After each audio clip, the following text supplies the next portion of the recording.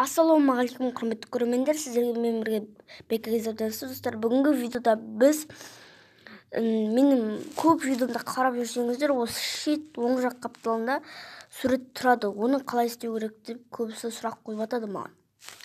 Оны қалай істеу керектігін қазір айтатын боламыз. Лайк басып каналға жазылып күтеміз.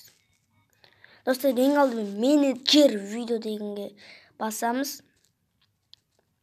Осыны кішкене осылай загрузить етеді. Бұны загрузсын тақпаймыз негізінде. Жазылып кетеміз достар менің каналыма. Сосын канал дегенді басамыз. Өзіңіздің каналыңызға творческая студия. Сосын достар осы жақта мен нағыз жері фирменный стиль дегенді басамыз. Сосын добавить логотип канала дегенді басамыз. Содан кейін мына ағылшынша бірдеңкелер жазып өзіңіздің телефондарыңызға байланысты. Көбісі документімен істейді, бірақ мен мой каналмен істеймін. Сосын өздеріңіз PicsArt'тан немесе басқа программалардан жасап аласыздар. Мен PicsArt'тан жасадым мысалға.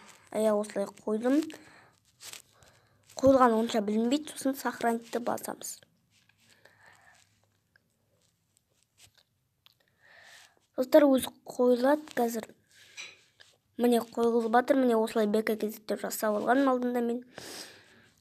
Осы міне беккизад деп күнделікті видеомның осы жерінде тұрады. Достар, сосын мына 0005 деген жерге мүлде тиіспейміз, ол өзін сат тұра береді. Достар, видео ұнаған болса лайк басып кетеміз. Пока-пока. Чау.